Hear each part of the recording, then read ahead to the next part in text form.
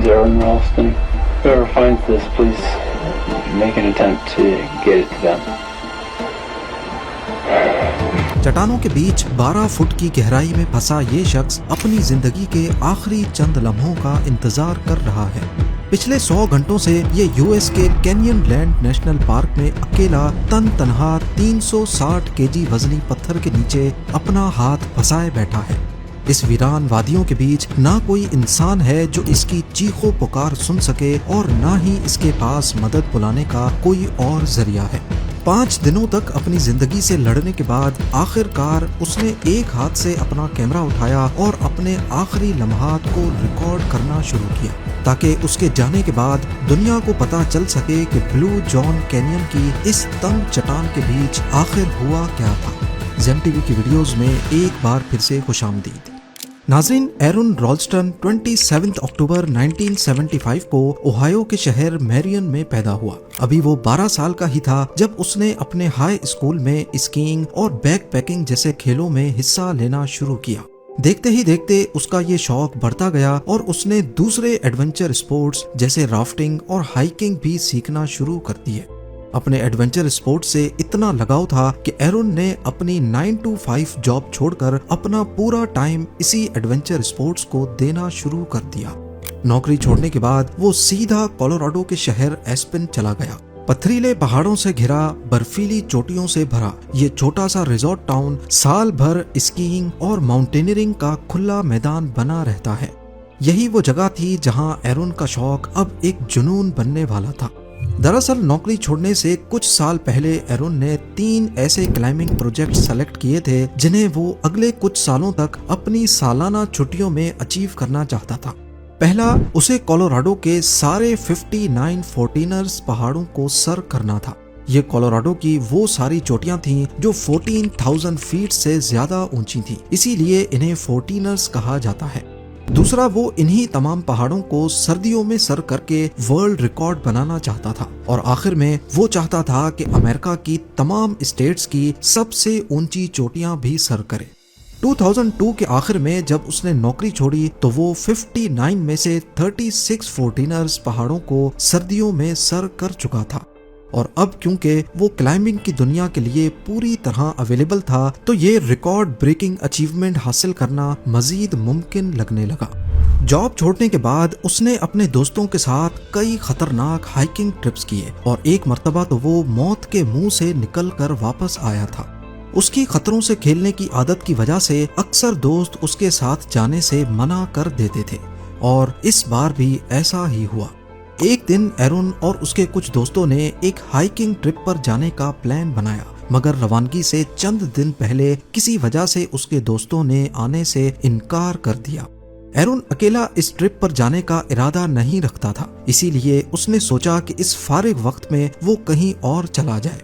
उसने फैसला किया कि वो यूटा का रुख करेगा, लेकिन यूटा में कहाँ जाना है ये अभी तक तय नहीं हुआ था।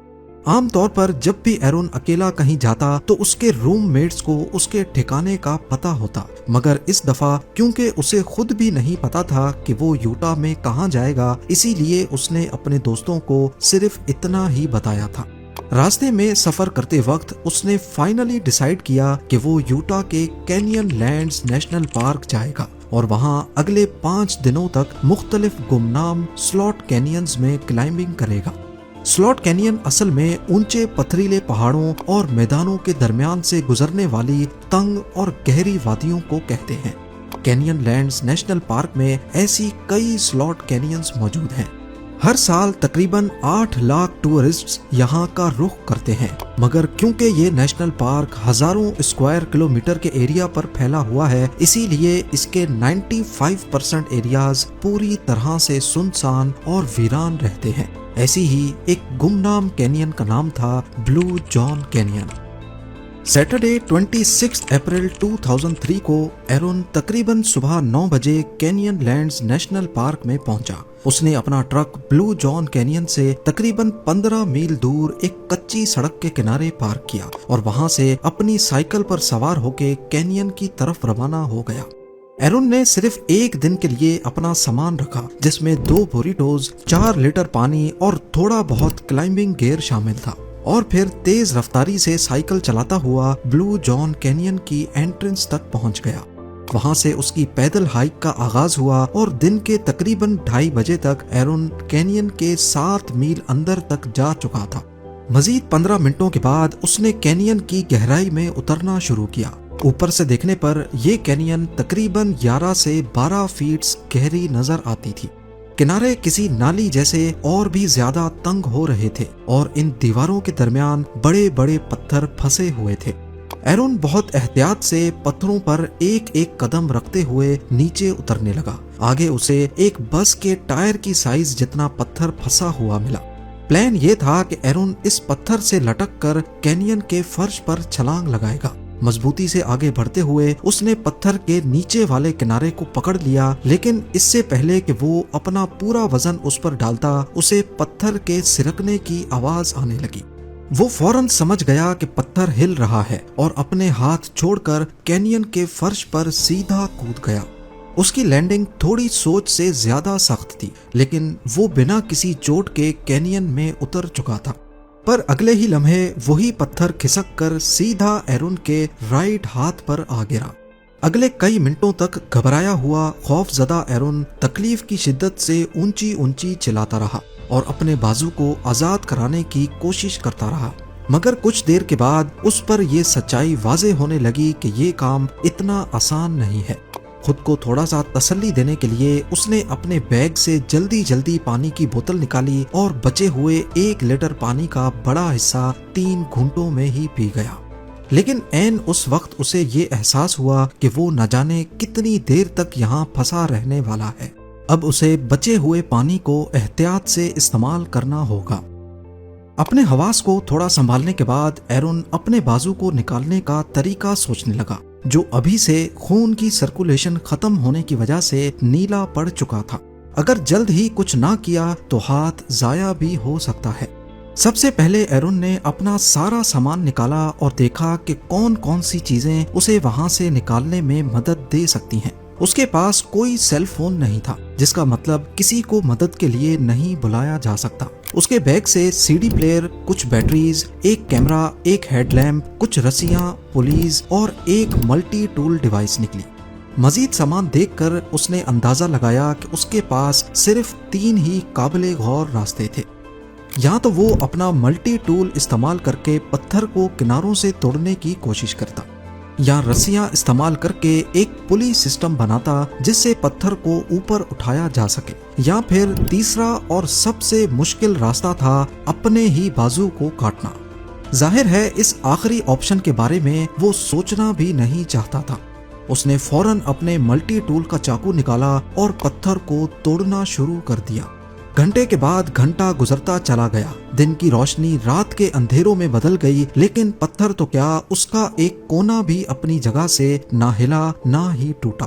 پوری رات اسی کوشش میں گزر گئی اور اگلی صبح تک بھی پتھر کے محض 1-2 ٹکڑوں کے علاوہ وہ کچھ اور نہ توڑ سکا۔ اس نے فوراً اپنی توجہ دوسرے پلان کی طرف موڑ لی۔ اب اس کو ایک پلی بنانی تھی جسے وہ پتھر کو باندھ کر اٹھا سکے۔ بڑی مشکل سے ایک ہاتھ کے ذریعے اس نے پولی کو پہاڑ کے ایک پتھر سے لٹکایا اور رسی اوپر گرے ہوئے پتھر سے لپیٹ لی۔ پولی کا فائدہ یہ ہوتا ہے کہ کوئی بھی وزن اٹھانے میں کم زور لگتا ہے۔ اس نے سوچا شاید وہ پولی کے ذریعے پتھر کو ہلکا سا بھی اٹھا کر اپنا ہاتھ نکال سکے گا، پر ایک ہاتھ سے وہ کتنا ہی زور لگا سکتا تھا۔ کئی گھنٹوں کی مزید ناکام محنت کے بعد ایرون نے واپس پتھر کو توڑنا شروع کر دیا، لیکن ایک بار پھر کوئی خاطر خواہ نتیجہ نہ نکل سکا۔ اگلے دن کی دوپہر کے 3 بج چکے تھے اور ایرون کو کینین میں پھنسے ہوئے اب 24 گھنٹے ہو چکے تھے۔ جب اسے اپنی ساری کوششیں ناکام ہوتی ہوئی نظر آئیں تو اس نے کیمرہ اٹھایا اور ایک ویڈیو میسج ریکارڈ کیا۔ یہ سنڈے 3:05 کا وقت ہے۔ مجھے بلو جان کینین میں پھنسے 24 گھنٹے ہو چکے ہیں۔ میرا نام ایرون رولسٹن ہے۔ جس کسی کو بھی یہ ویڈیو ملے وہ برائے مہربانی میرے پیرنٹس تک پہنچا دے۔ ایرون پھر کیمرہ کے سامنے اپنا پتھر کے نیچے کچلا ہوا بازو دکھاتا ہے اور پچھلے 24 گھنٹوں کی اپنی ساری کوششیں بتاتا ہے۔ اس کے بعد وہ اپنی فیملی کو آنسوؤں سے بھری آنکھوں سے گڈ بائے کہتا ہے۔ اگلی صبح وہ بری طرح بھوک، پیاس اور درد سے نڈال تھا۔ آخرکار اس نے اپنے آخری آپشن کے بارے میں سوچنا شروع کر دیا۔ کیا ہو اگر وہ اپنا بازو کاٹ کر پتھر سے الگ کر لے؟ یعنی اس کی حالت اس قدر دردناک تھی کہ وہ موت سے بھاگنے کے لیے اپنا ہاتھ گنوانے کو بھی تیار تھا۔ بازو کاٹنے کا سوچ کر سب سے پہلا خیال جو اس کے دماغ میں آیا وہ تھا بلڈ لاس۔ اس کے ذہن میں آئیڈیا تھا کہ وہ اپنے پانی پینے کے پائپ سے بازو کو باندھ کر خون کی روانی ضرور کم کر سکتا ہے، لیکن اصل رکاوٹ اس کا چاقو تھا جس سے اس کو اپنا ہاتھ کاٹنا تھا۔ ملٹی ٹول کا وہ چھوٹا سا چاقو پہلے ہی گھس چکا تھا جو اس کام کو حد سے زیادہ تکلیف دہ بنا دیتا، بلکہ چاقو سے بازو کی ہڈی کاٹنا بالکل بھی ممکن نہیں تھا۔ اگلی صبح 5 بجے اسے کینین میں پھنسے ہوئے تقریباً 68 آورز ہو چکے تھے۔ بھوک اور پیاس سے ایرون کا جسم اب دھیرے دھیرے ہار مان رہا تھا۔ اس کی بوتل میں پانی کے آخری چند قطرے بھی ختم ہو چکے تھے۔ وہ پچھلے دن سے اپنا یورین اپنی کمر پر باندھے تھرموس بیگ میں جمع کر رہا تھا۔ اب مزید زندہ رہنے کے لیے اسے وہی پینا پڑے گا۔ اس نے دوبارہ کیمرہ اٹھایا اور اپنی فیملی کے لیے کچھ گڈ بائے میسیجز ریکارڈ کیے اور پھر ایک اور بار خود کو موت کے حوالے کر دیا۔ مزید ایک رات اور اگلا پورا دن اسی بے بسی کے عالم میں گزرے۔ کبھی وہ نیم بے ہوشی میں خیالی منظر دیکھتا، کبھی کینین میں پھنسے اپنے گھنٹے گن رہا ہوتا اور کبھی خود کو کوستا کہ وہ یہاں آتے وقت کسی کو بتا کر کیوں نہیں آیا۔ لیکن سب سے زیادہ اذیت تو تب ہوتی جب اس کا گلا مکمل طور پر سوکھ کر شدید درد کرنے لگتا اور پیاس کی شدت میں اسے اپنے یورین سے گھونٹ بھرنا پڑتا۔ ہر بار گھن سے اس کا دل متلانے لگتا، لیکن اس کے جسم میں اب کچھ نہیں بچا تھا جسے وہ الٹی کر سکے۔ 1 مئی کی صبح 9 بجے ایرون کو کینین میں پھنسے ہوئے 120 گھنٹے ہو چکے تھے۔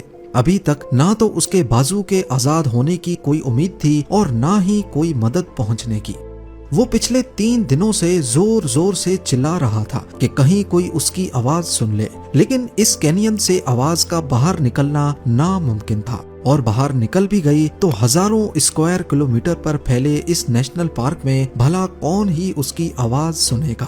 ہارے ہوئے ایرون نے اپنی آنکھیں ایک بار پھر بند کر لی، لیکن جیسے ہی اسے نیند کا ایک جھونکا آیا، اس نے خواب میں ایک 3 سال کے بچے کو اپنی طرف بڑھتے ہوئے دیکھا۔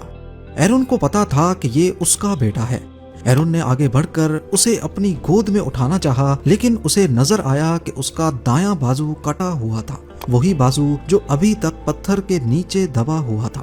اسی منظر پہ ایرون کی آنکھ کھل گئی۔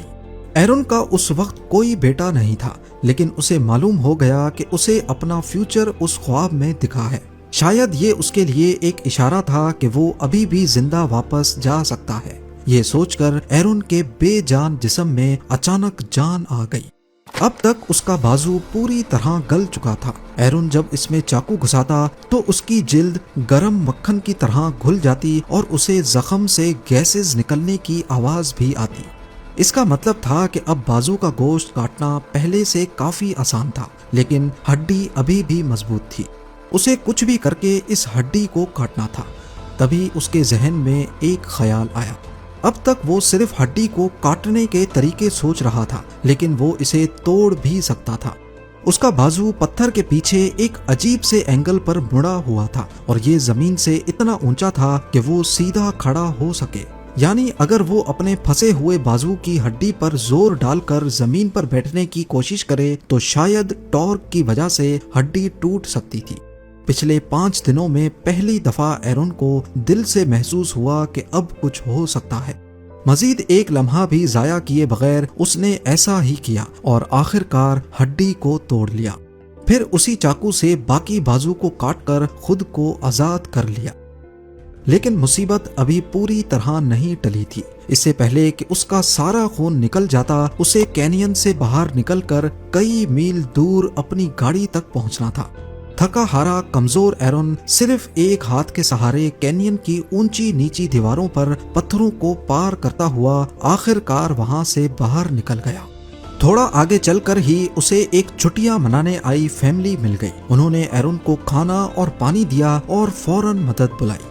बाजू काटने के तकरीबन 4 घंटे और कैनियन में फंसने के 127 घंटों के बाद एरन रॉल्स्टन को आखिरकार हेलीकॉप्टर की मदद से बचा लिया गया। पिछले 6 दिन और 5 रातों की तकलीफ दे मुश्किलात में उसका वजन 40 पाउंड तक और खून 25% कम हो चुका था। कुछ दिन बाद 13 लोगों की एक टीम ने हाइड्रोलिक जैक और विंच का इस्तेमाल करते हुए उस 360 केजी के पत्थर को अपनी जगह से हिलाया और एरन का बाजू निकाल लिया। हादसे के 6 महीने के बाद एरन अपनी 28वीं सालगिरह पर एक टीवी क्रू के साथ उसी कैनियन में पहुंचा और अपनी पूरी दास्तान सुनाई। पर यह सिर्फ एक शुरुआत थी। आने वाले सालों में एरन एक सेलिब्रिटी बन गया और कई शोज और इवेंट्स में शामिल भी हुआ। उसकी अपनी book between rock and hard place कई मुल्कों में बेस्ट सेलिंग रही। 2010 में उसके इस हादसे पर एक फिल्म भी बनी जिसका नाम 127 आवर्स रखा गया। फिल्म का वो सीन जहां एरन को अपना बाजू काटते हुए दिखाया गया, उसे देखकर कई लोग बेहोश हो गए। फरवरी 2020 में ही उसका पहला बेटा भी पैदा हुआ जो उसे 7 साल पहले जिंदगी के सबसे मुश्किल लम्हे में बचाने आया था। अपनी रिकवरी के फौरन बाद उसने अपना 59 फोर्टीनर्स को सर करने का प्लान वापस से शुरू किया और 2005 में वो पहला शख्स बना जो उन तमाम चोटियों को अकेले सर्दियों में उबूर कर पाया। एरन रॉल्स्टन आज भी न सिर्फ एक प्रोस्थेटिक बाजू के साथ क्लाइंबिंग करता है बल्कि वो एक कॉर्पोरेट मोटिवेशनल स्पीकर भी है जो चंद घंटों के एक सेशन के लिए कई $1000 तक चार्ज करता है। अपनी एक स्पीच में उसने उस हादसे को याद करते हुए कहा कि मैंने अपना हाथ खो दिया लेकिन अपनी जिंदगी वापस हासिल कर ली। उम्मीद है जेम टीवी की ये वीडियो भी आप लोग भरपूर लाइक और शेयर करेंगे। आप लोगों के प्यार भरे कमेंट्स का बेहद शुक्रिया। मिलते हैं अगली शानदार वीडियो में।